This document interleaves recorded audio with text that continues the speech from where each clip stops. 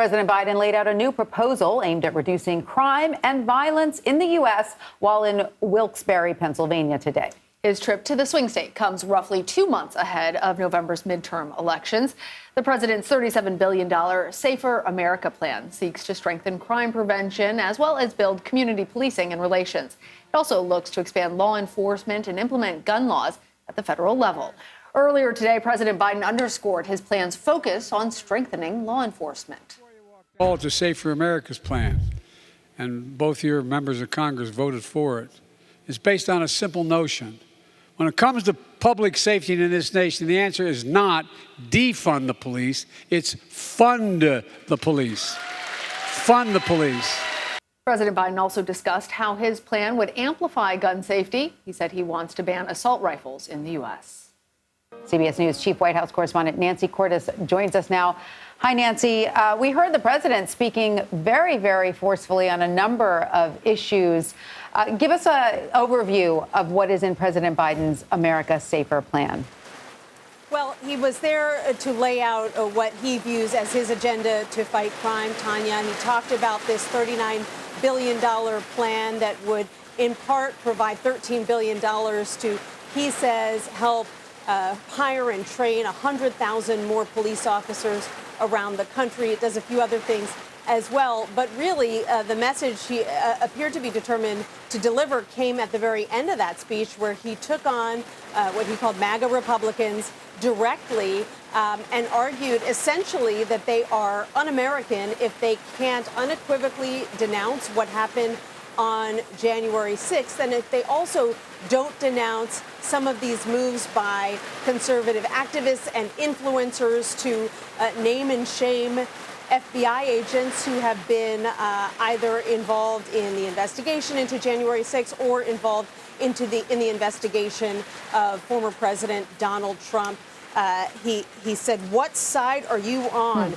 Whose side are you on?" to great cheers from that crowd in Wilkes-Barre. So President Biden, in the run-up to the November elections, really trying to argue that Republicans cannot say that they are the party of law enforcement if they won't come out equivocally on the side of law enforcement and what it went through, for example, on January 6th. It was very interesting to hear him being so forceful in that way, saying that you can't be pro-law enforcement and call those who attacked the Capitol heroes. Right. I wonder, Nancy, if that is going to be potentially something that we're hearing, particularly since that was happening in Pennsylvania, as part of the campaign strategy of Democrats. Absolutely, particularly because they know that Republicans are going to argue that there has been an increase in violent crime over the past year, and they are going to look to blame President Biden for that. And so this is President Biden and Democrats running for Congress. And so this is the president's attempt to say, no, look, there's more we want to do on that front. I want to ban assault weapons. He was very forceful about that, at one point even saying, I've done it before and I can do it again, even though he doesn't have the votes in Congress to do it again right now. Right. And arguing that he wants to take a number of steps to basically put more police out on the streets. And really kind of batting down what you've heard from liberal activists and even some in his own party who have pushed this slogan, defund the police. He said, I don't want to defund the police. I want to fund the police, and arguing that he would do more if he could get the support in Congress to do it. You know, it's interesting, Nancy, hearing the president lay out all of his, his agenda in this regard. It sounds very moderate. It sounds like he really is, supporting law enforcement. He's saying he wants to fund the police, not defund the police, which includes supporting the FBI, right? He made that clear. He wants to ban assault weapons. He's tough on crime at the same time, which he sees as part of this assault weapons ban movement. So it sounds like he's crafting a very moderate sort of appeal that could have broad appeal. Sure. And polls show actually that arguments like this do have broad appeal. Recent polls show that about 3/4 of Americans, even 50% of Republican voters, do support stricter gun laws.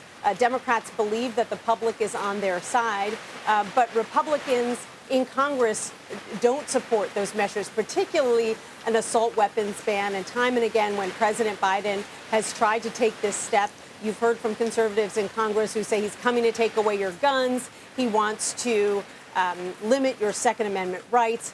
And there is just no movement in the Republican Party on this issue. Yes, he did get some Republican support a few months ago for a major gun bill. I say major not because it did most, and certainly not all of what Democrats wanted to do on this issue. It was actually fairly modest, but major in the sense that we haven't seen any bipartisan agreement on this issue for decades. So the fact that they were even able to do that, take some intermediate steps after the horrific mass shooting in Uvalde, Texas, that Democrats argue is a sign of progress, but the president and his party want to go much further. Yeah, we heard that in the president's tone when he seemed to get very upset, angry even, discussing parents having to identify their children's bodies. Pin drop in the room when he was talking about that.